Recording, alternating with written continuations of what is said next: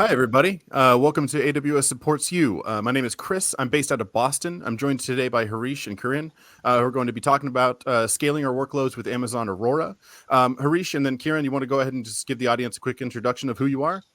Thanks, Chris. Hi, everyone. Thank you for joining us. My name is Harish, and I'm a senior technical account manager in public sector at AWS.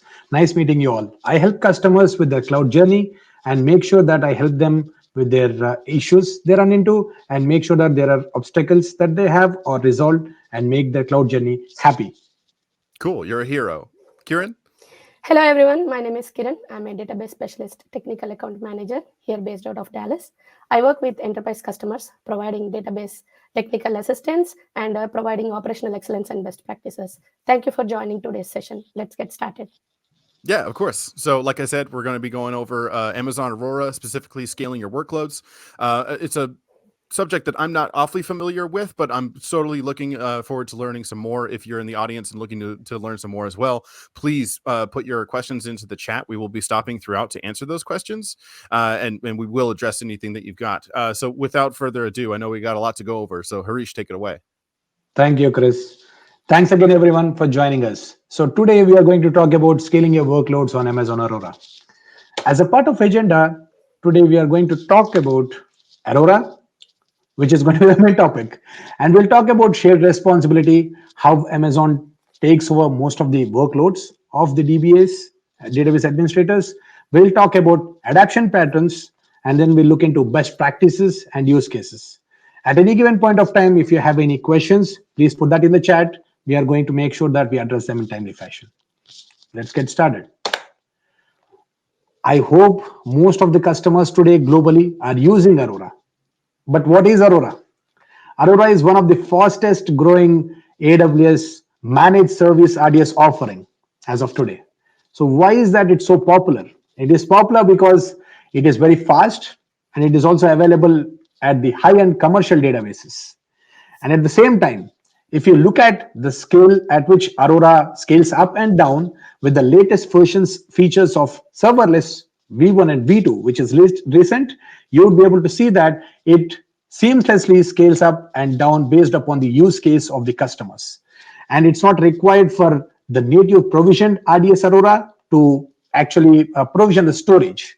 It also auto scales based on the engine types that you choose. And currently we have two type of flavors that Aurora offers, which is MySQL and Postgres. And as you are not required to scale and provision the storage in advance, you would say that it is simple because it is pay as you go model. So it is going to save you a lot of money.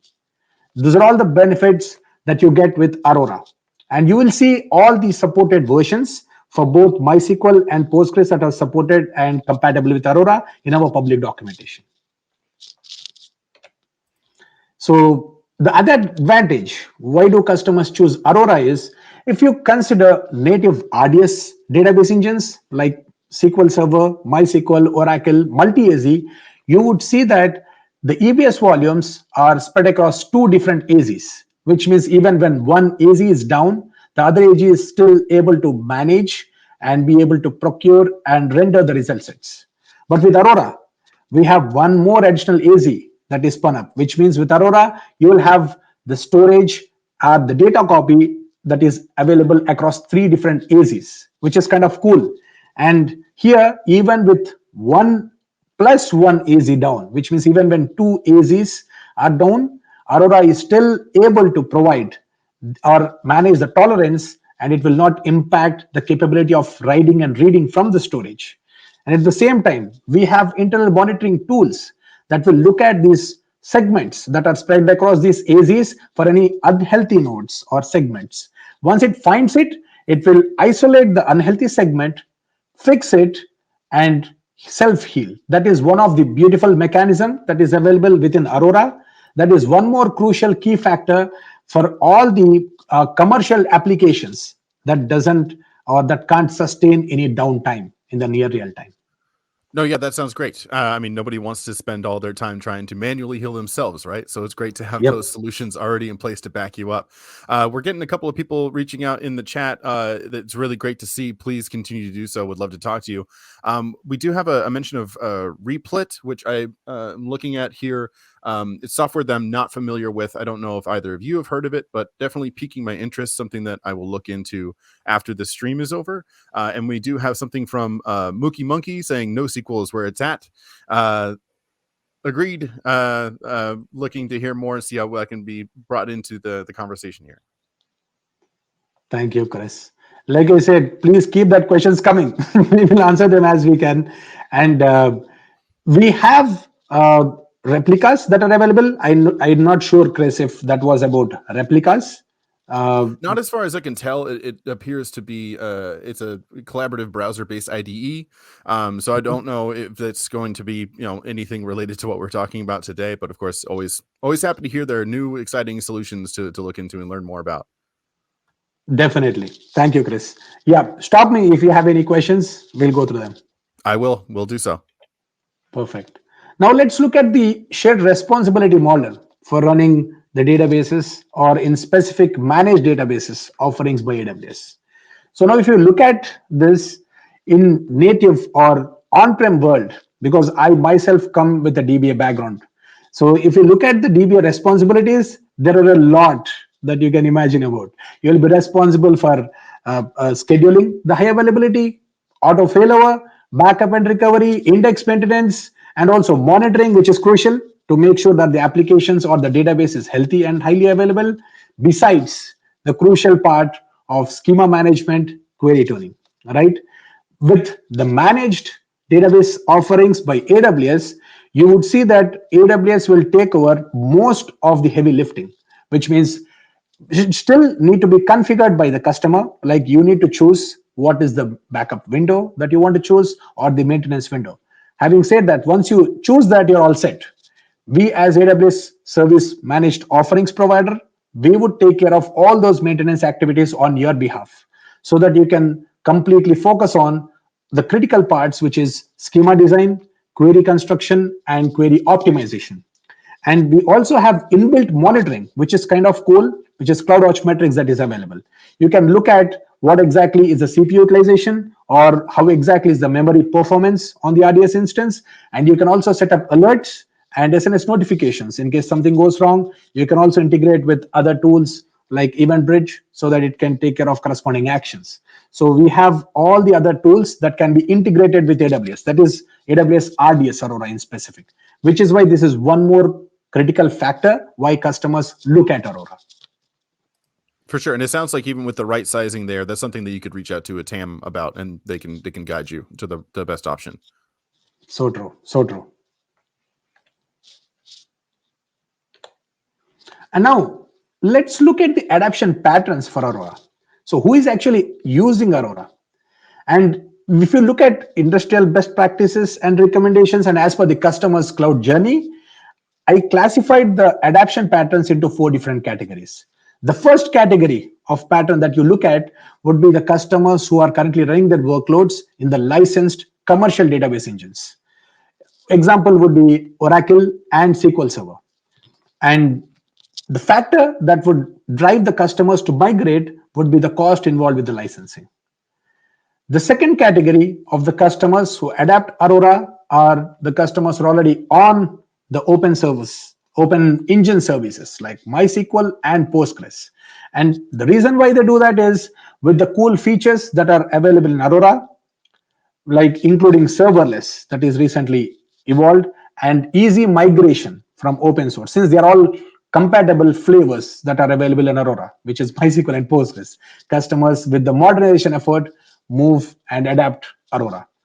The third category, this is kind of interesting category because whenever customers start the cloud journey, mostly it would be lift and shift migrations. It could be on-prem, other cloud, or even different platforms or hypervisor setups. It could be VMware or even EC2, which is self-managed. Either of these scenarios, once the lift and shift of the databases are done, and once the footprint of the customers grow within AWS, That's when they start looking into modernizing and looking at the services that would be able to suffice their use case and requirement. And then looking at all the AWS offerings with serverless approach and other factors of auto scaling and scalar of storage, customers start looking into Aurora. That's another category. The last category would be greenfield applications, like applications running on Lambda is one example where they would be looking into how to choose Aurora. These are all the categories or adaptation patterns where customers look into adapting or using Aurora for their workloads. And can you just really quickly give an example of read-intensive workloads? What would you be using there for like analytical workloads? So that's going to be in the coming slides, Chris, but I can cover that question. Okay, jump in the gun. Sure. When you're fast. So when you look at the actual financial sector applications or even gaming sector applications, where the customers would not be able to sustain or application would not be able to have a RTO and RPO, which is very minimal in case. In those scenarios where you have high transaction applications, Aurora would definitely be ideal good fit for those kind of workloads, because that's exactly going to be my coming slides on what kind of workloads would Aurora be a best fit, and why is that we recommend customers to adapt Aurora. Does that answer your question, Chris? Yes, but I am looking forward to maybe some more information on the following slides. Got it. I'll cover them up. If it's not covered, let me know. We'll again touch base on that. Now, coming to the categories on what is exactly are the adoption patterns of the customers. The first category is customers migrating from open source databases. The reason being because of high performance, better availability and durability. And since they are compatible versions with Aurora, the migration would be very easy with the tools that are available. The other category would be commercial engines. Licensing cost is one of the critical factors. And earlier, there were no compatible tools for heterogeneous migrations from SQL Server to MariaDB or MySQL or Postgres.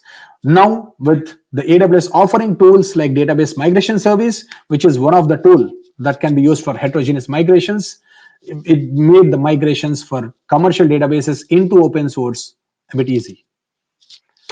The third factor would be if you are building the application from scratch within the cloud, Aurora would be a good fit because of its scalability, availability, and also managed service.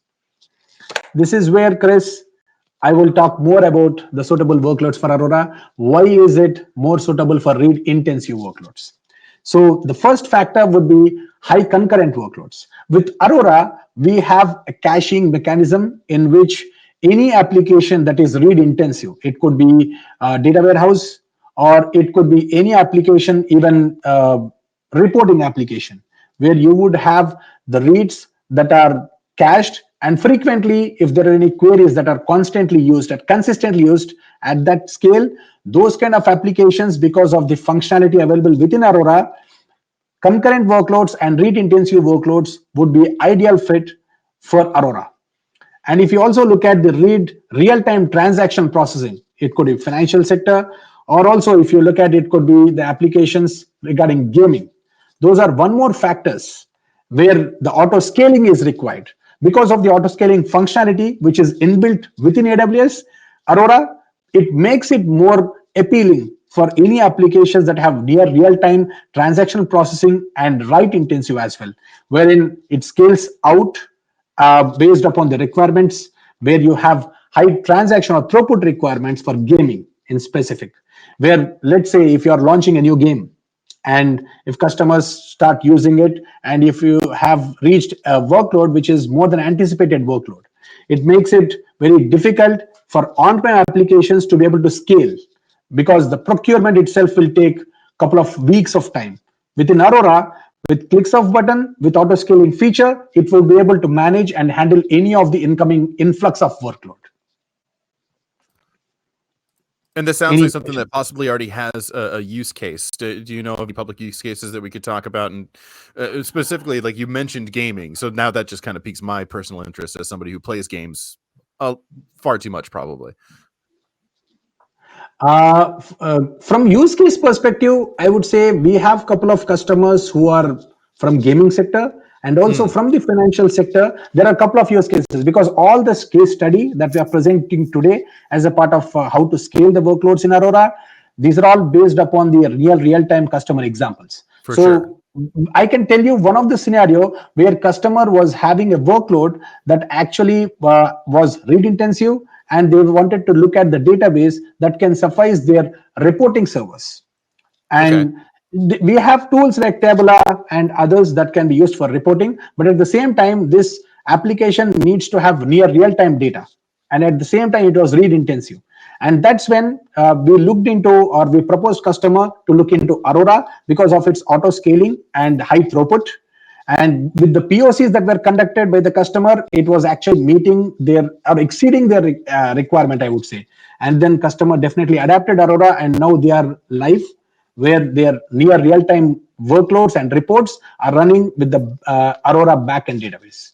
Gotcha. Yeah. And then, of course, with the auto scaling added in there, it's just a nice peace of mind when it comes to costs, seeing as how you're only using, well, you're only paying for what you're using, for and what then you use. that'll scale correctly. So, I mean, that's just a nice little addition to add on there. True. And now, our AWS currently offers multiple database engines, right? We have Oracle, SQL Server, MySQL, MariaDB, and AWS native Aurora. So these are all the managed service flavor database engines that are offered, and customers can choose the database engine based upon the use case. So these common scaling challenges are not only going to be explicitly for Aurora, but they can be applicable for any of the database engine based on the workloads that are being run on it. And the common scenarios that can be challenging for at scale workloads running on managed services are heavy workloads. When I say heavy workloads, I can take one example during holiday season, where you can anticipate a certain workload, but at any given point of time, it is only anticipated workload. You can always get workload that is exceeding that. For example, you may expect like 10,000 connections or a million connections per second during Thanksgiving or a Christmas season. But it can easily be exceeding that specific connection that you anticipate based upon the schemes or the discounts that are available. It could be for e-commerce or any other application.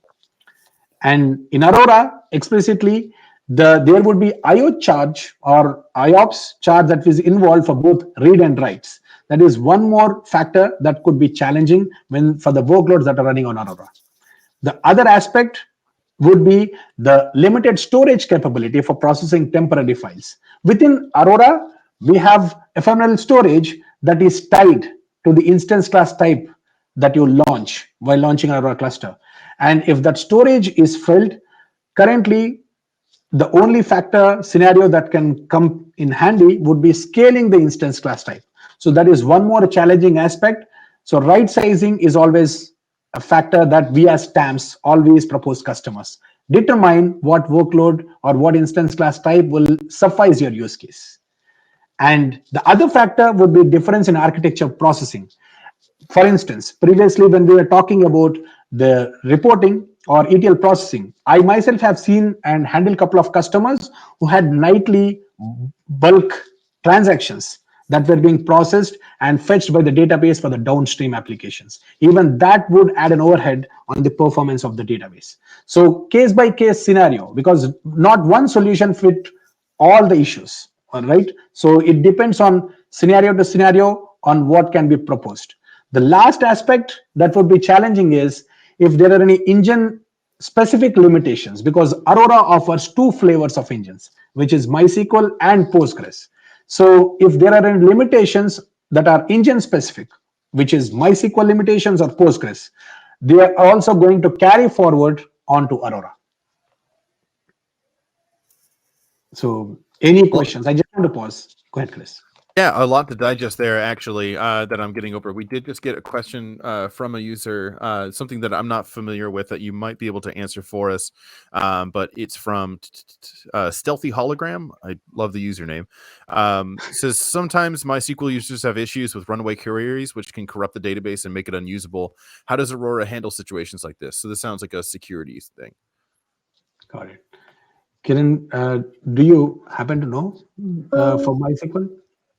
So when I have noticed certain times where customer comes with, but Aurora MySQL or any for that matter any engine, it has auto correction, right? If anything happens inside the database, it will basically auto auto solve the issue. If something happens to any corruptions in your databases, then definitely we can reach out to our service team, but that's very rare that happens to us.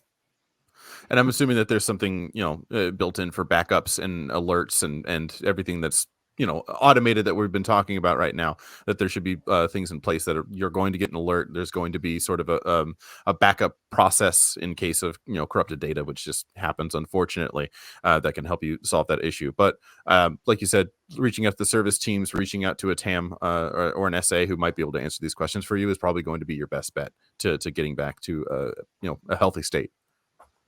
Thank you for the question, though. Exactly. Doesn't look like we have anything else at this moment. So if you wanted to go ahead and march on forward, I know that we're still getting through sort of the bulk of this. Got it. Now coming to the workloads, the first scenario that I want to talk about would be the workloads that have high number of database connections. So now if you look at the graph, there is an RDS instance that ran at 100% CPU. So looking at this graph is very interesting. So what kind of use cases would cause the application run into these kind of high CPUs? One would be if your application is not having the connection pooling. That is one of the factor that could cause every connection to hit the RDS instance and cause the connections to completely pile up and would eventually cause the database to derail its performance. Or any applications that is running on serverless or container based, even those scenarios, you would see that the application would run at 100% CPU based on the configuration that is being done.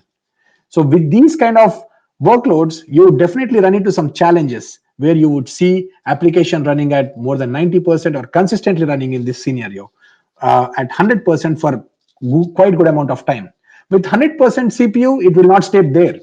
You will also be seeing the side effects of this 100% CPU, wherein you would see that the application commit latencies, or if you happen to have any external replication, logical replication configured, even those would run into issues. So the challenges would be high CPU would cause resource contention.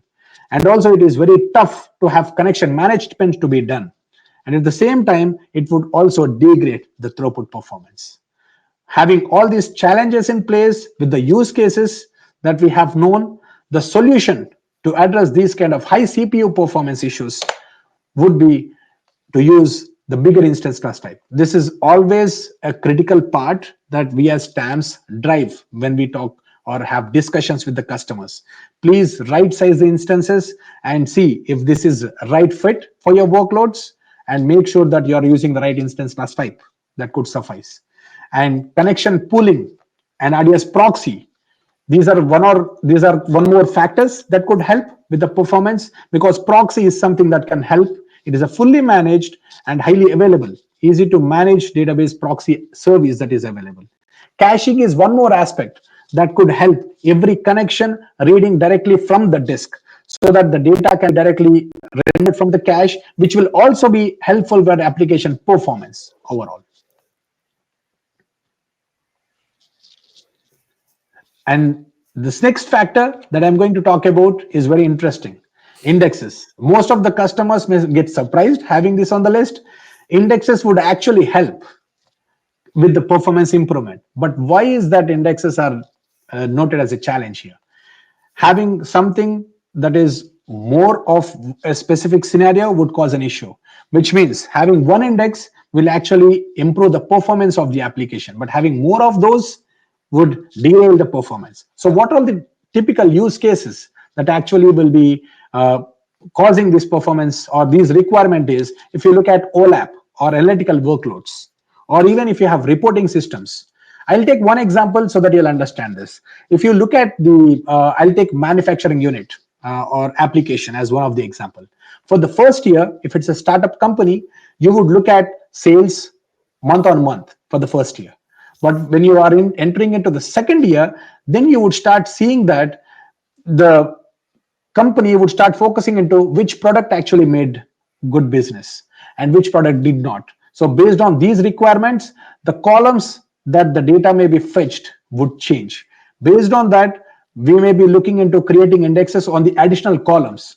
Adding all these additional columns would come at additional cost. So the challenges involved with having multiple indexes is doing index maintenance activities and also having higher IO cost. So if you look at the graph in the slide, you would see that the weights of commits have actually gone up, which means with most of these indexes from the B tree structure, the data that needs to be pushed from the leaf level, it will take longer time, and that could actually cause this specific commit latencies to exceed.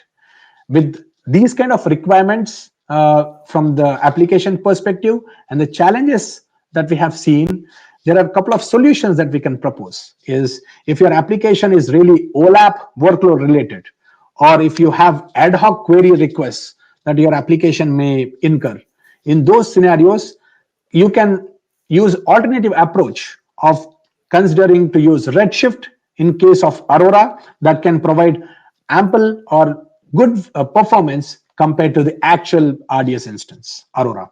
And in case if an application needs to have the text search, consider to use Aurora Open Search as an alternative for Aurora. I'll pause here and see if you have any questions. No questions from the audience as of yet. So please feel free to jump in if there is anything that kind of sticks in your brain that you'd like to know more about. We would love to go over it.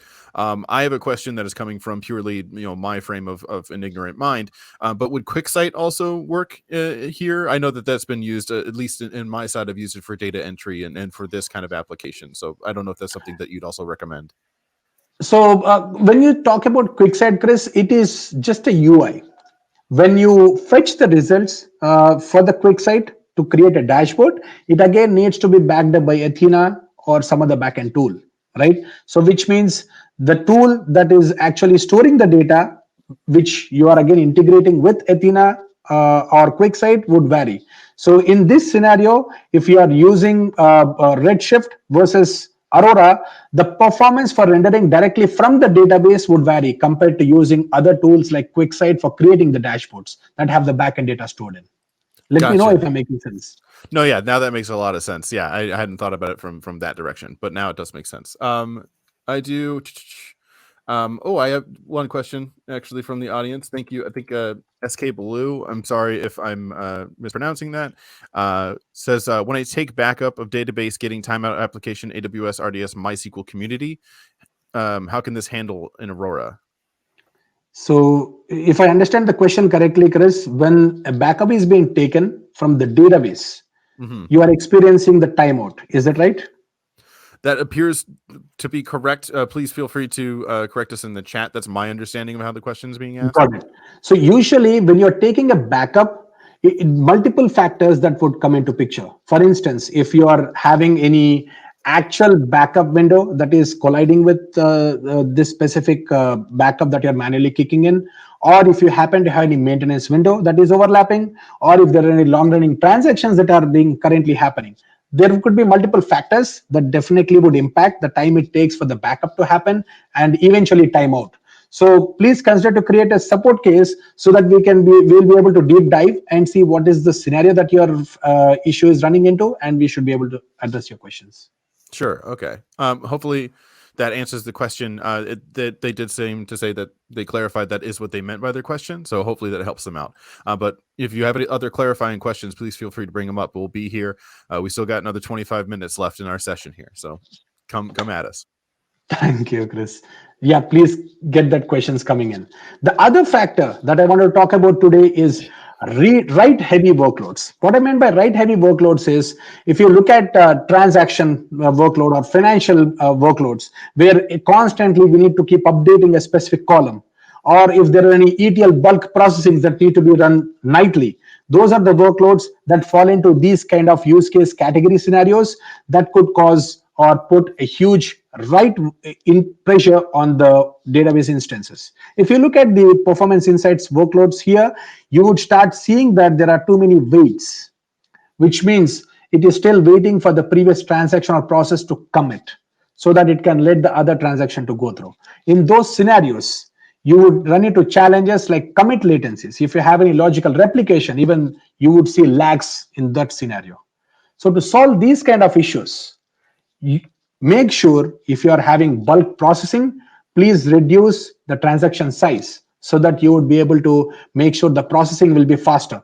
Even if the bulk is huge, processing it with smaller chunks can process the data in faster compared to running all at once. And also use concurrent workloads that would be able to help you with solving these kind of wait times that you see in the performance insights. That makes sense to me.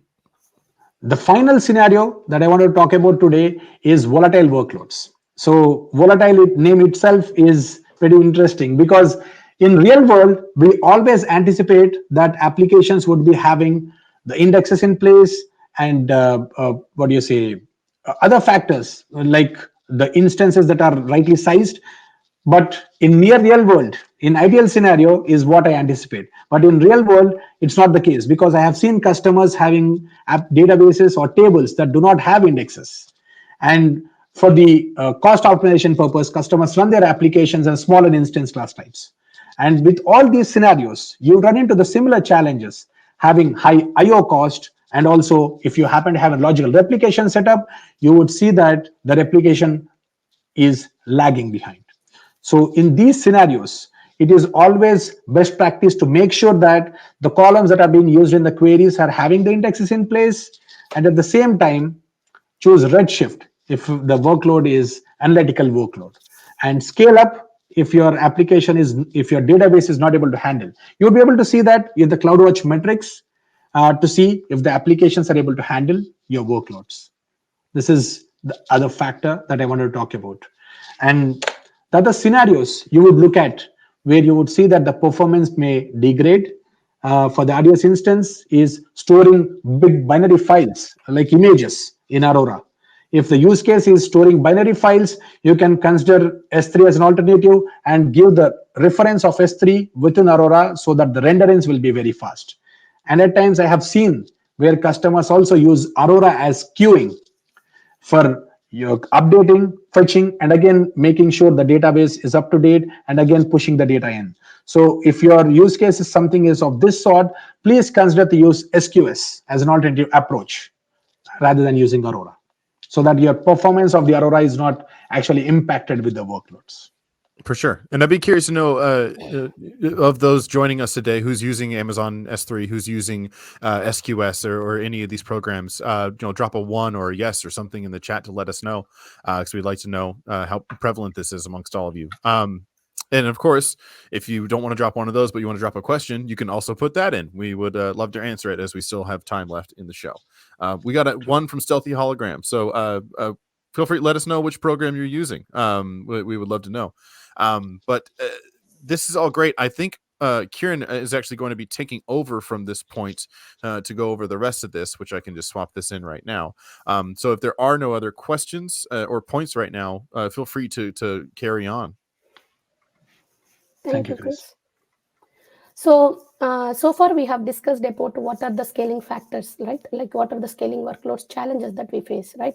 From here onwards, we will talk about like what are the best practices that we can adopt to perform the best. So let's get started. So database object management and maintenance. This is the one of the major related question that I often get from my customers. Like when over a period of time, like Amazon Aurora, or for that matter of any relational databases, right, you find some of the tables within your workload grow faster, right, than the others, right? This can cause variety of issues, like it can be increased query time, or it can be a locking issues, or it can be any bulk load issues, right? So sometimes creating the indexes or recreating those also takes some time. So ideally, in those scenarios, we always suggest the customer to limit the table space size, right? So that is the best way that you can ease off the burden.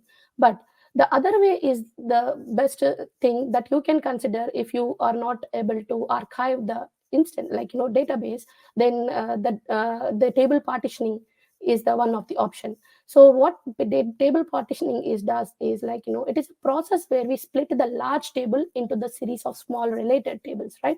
And it is better for the improved performance when you cannot where you cannot do the data archival, right? So that way, where if you're thinking of archiving, there are tons of opportunities. There are features that we support in Aurora. You can archive, but partitioning is one of the way to speed up the query. So apart from this, I often also get the questions how can I optimize the large queries, right? So if you are having a table that each table are having partitioning, right? So it basically comes with a cluster index, right? And the secondary indexes in Aurora also stores in the separate table space by default. So it contains the cluster index and the secondary index and also the external pages. That way you can retrieve that particular specific subset of the data by calling the partition expression, right? So in Aurora, we does support almost 8,192 partitions and subpartitions for the table. That way you can speed up the query. And other nice feature I myself like is the parallel query. So parallel query works best when if you are having an Aurora MySQL, right, that have a tables that which has millions of rows, or let's say you have an analytical queries that requires to run hours to complete, right? It takes some minutes to hours, right? So Aurora parallel query come into the picture. So that is basically designed to improve the query performance, from minutes to hours. So if you are having any lighter query, then it will not a best option for you. But if you are having any analytical query that are running for the longer time, then yes, you can take a advantage of the parallel query. I normally encourage recommend customers to enable the parallel query by session. That way, on the session they can have the query that they can get the beneficiary of the parallel query. So if you are having the large quantity of the data that needs to be processed for the analytical purposes, then definitely you are not able to place the indexes properly, then that way parallel query is the beneficial for you. So with that said, I will take a pause here to take any questions. Yeah, I mean, a lot of information there. I actually just shared a link to a doc in the chat there, just how to optimize some of the larger analytical queries. But I just wanted to really quickly clarify.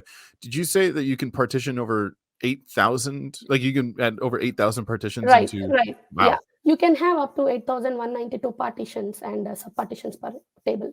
Yeah. That's fairly large. I can't really I'm trying to picture that much data, Right. and I'm not able to do it. So, I mean, that's pretty cool that you're able to grow up to that size. If you are getting up to that size, I do not envy your workload. But that's great. No questions at this moment, and I know that we are coming in. We've got still some plenty of time left. So if you do have questions, feel free to reach out. But I'd say continue on. Sure. Thank you, Chris. So the other important thing I often tell my customers is missing indexes can cause a query run to slow, right? I have seen customers who are having a missing indexes that can run slow for 100 to 1,000 times. So finding the missing indexes is also a tedious process. I understand that. So there is a way that you can speed up the query, it is always required to create the indexes properly. And sometimes unnecessary indexes can also cause significant slowness with writes, as Harish mentioned, right? So always have the indexes up to date. That way you can take an advantage of the faster query, right? So there is another way that you can limit the tenants application, right? For example, you have a SaaS applications, right, where they have a multi-tenant access to their particular isolated data, right? So for that particular reason, there is an way that you can isolate each independent tenant, by taking the challenges, by creating frequent concurrent connections, right? There will be a timeouts or anything latencies, then you can take an advantage of the RDS proxy, where it will provide a better application, more scalable and more secure, and also the resilient during the database failures. So that is the another approach that I always suggest.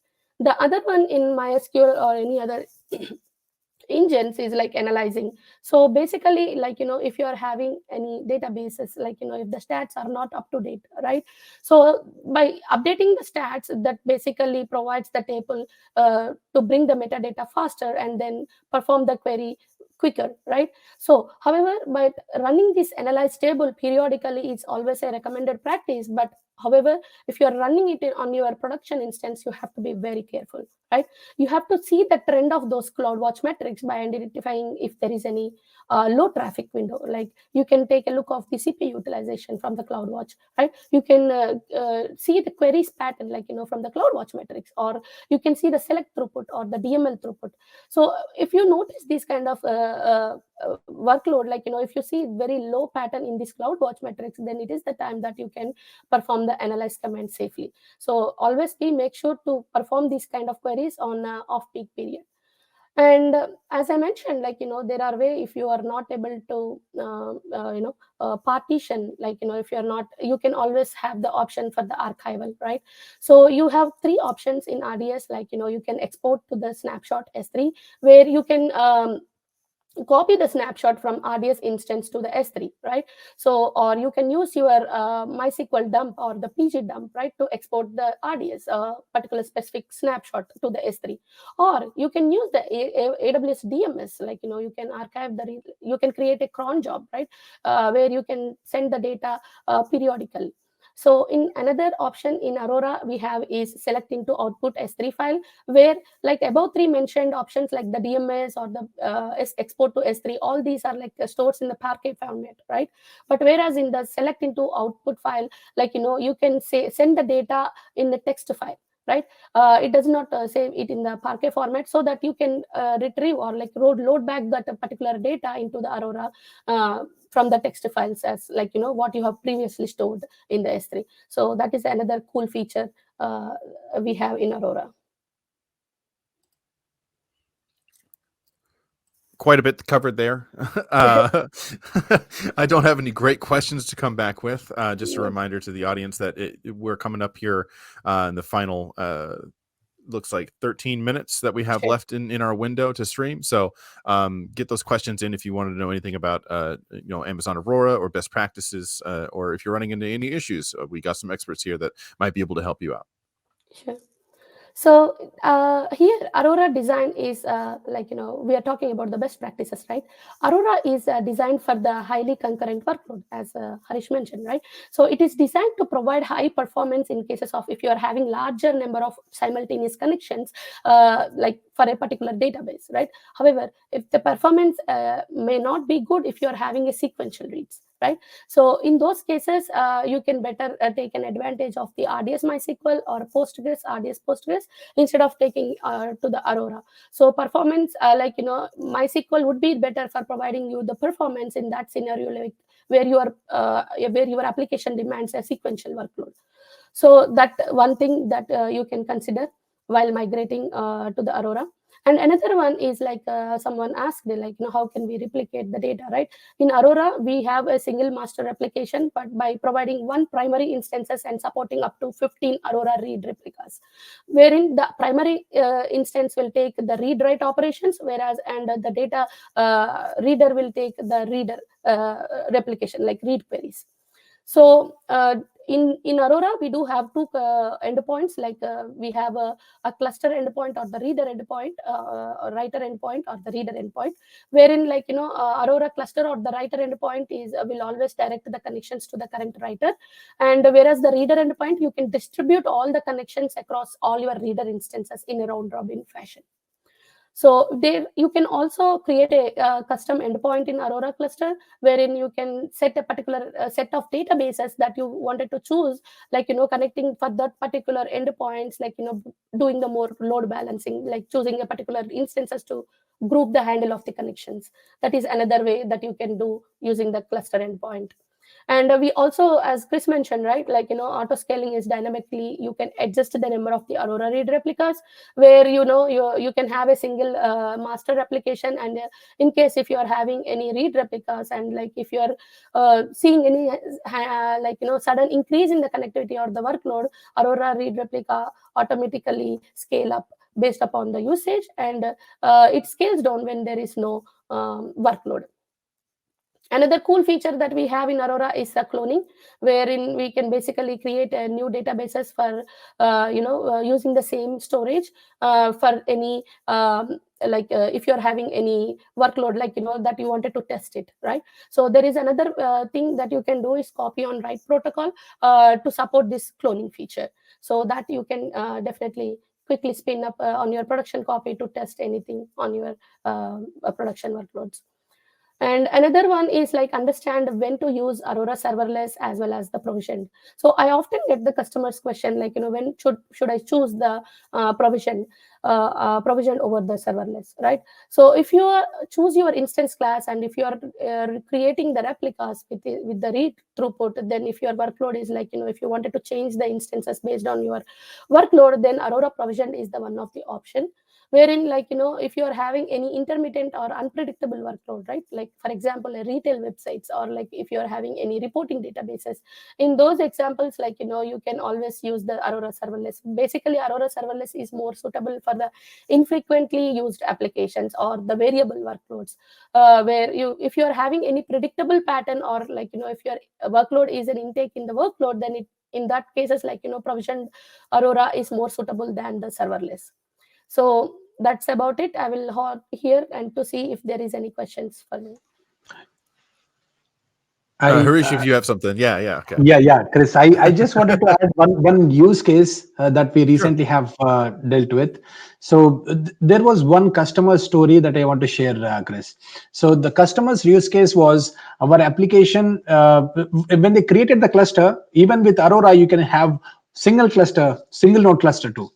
And with that single node cluster, the customer's workload was so high that it was degrading the performance of the whole Aurora cluster. And in that scenario, the question from customer was like, how do we able to handle? Because with Aurora, we do get two endpoints, which is kind of cool compared to native RDS multi-AZ. Because with multi-AZ, currently we are working on, or in future we're going to get a feature where you have readable secondaries.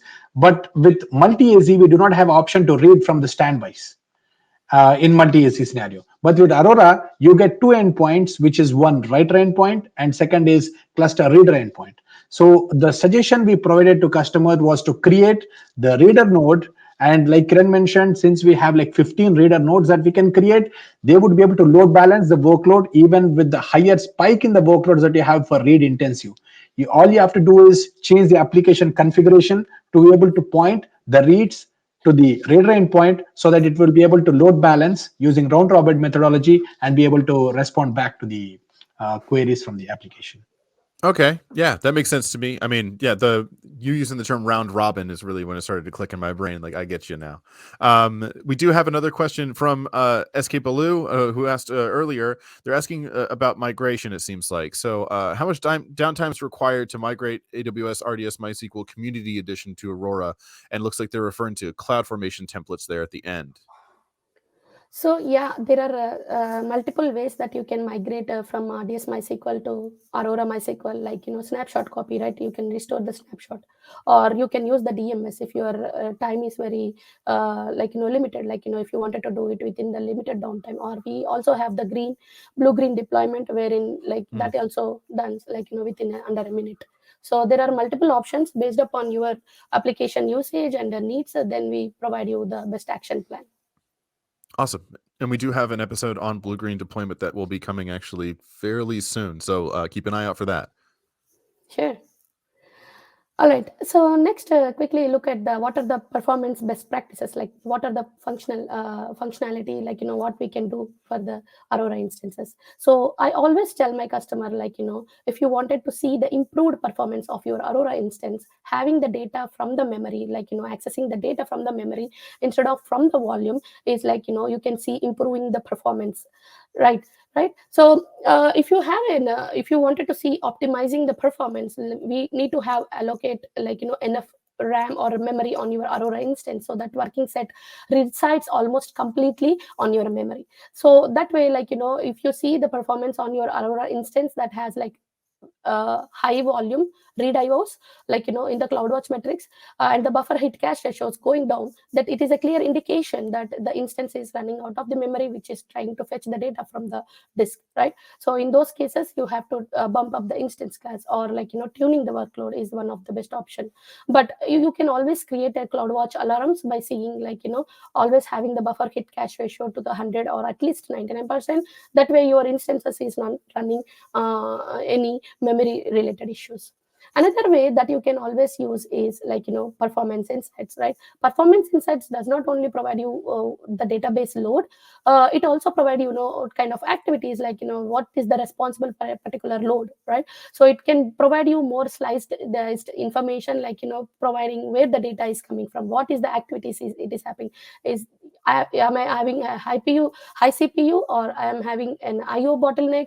All this information will be visible in the performance insights. So I always encourage to enable them on your production instances to see how your working load is something to understand. So as Harish mentioned, indexes are the one of the important thing that you should always choose. And the data types is also placing the correct data types for your data being stored is one of the another option that can speed up your heavy write workloads. And RDS proxy is something that you can always leverage to, wherein it uses the reuse the connection in the pool, right, without any memory or the CPU overload. So if you're trying to open a connections, database connections, and that is taking a longer time, if the application connections are taking longer time, then in those cases, RDS proxies, you can take an advantage of it, where it can uses the multiplexing, right, where it will reduce the overall connection count by using the RDS proxy. Not only that, it can also help you with the connection pooling, right, where you can distribute different readers by with a specific number of connections to a particular reader, or you can distribute them evenly. And it also helps you with gracefully failing over to from one instance to the other instance. That way you will not lose any connections during the process of the failover. So that's about it about the RDS proxy. I will take a stop here to understand if there is any questions. And we actually don't have much time for questions here. We do have one that came in from, I think it's Garuna M6, asking, is Aurora better than Redis? I'm believing that's probably just going to depend on the use case, right? We're not able to say definitively one way or the other. It's going to depend on what exactly your problem is that you're trying to tackle. So I wouldn't be the one to tell you yes or no in this scenario. I would say ask the experts, and then they would be able to tell you exactly what you're building on. But yeah, cut a case with us, and we'll see what it is you're working with, and then let you know. I do know that we have 2 minutes left, so if there's something that we really quickly wanted to cover, we got to fire it off here. Sure. So in the summary, in today's session, we talked about what are the suitable workloads that is useful for the Aurora, right? Data warehousing, or the databases which are having IoT, or finance, or the healthcare. Those are the things that is more suitable for the Aurora.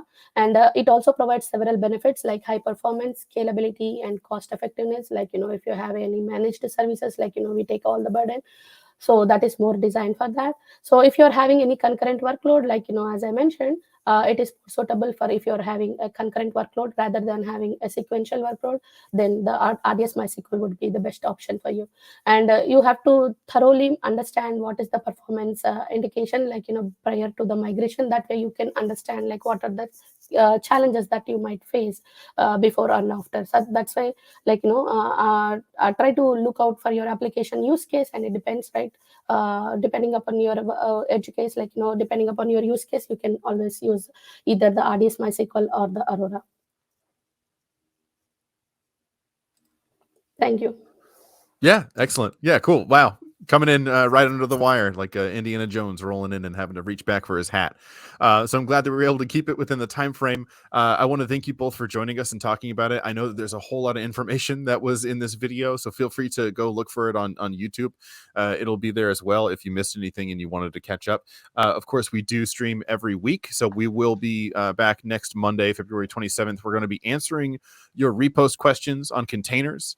Repost.aws is, of course, a public forum that you can reach out to our experts and ask them your AWS questions. So we'll be sourcing your questions directly from the site and then coming back and trying to answer you as best as we can. So please tune in for that. In the meantime, you can go ahead and head over to repost.aws and ask those questions. We'll be looking for them to answer them on the show. I'm going to put the link to our survey as well if you'd like to let us know what topics you'd like to have us cover.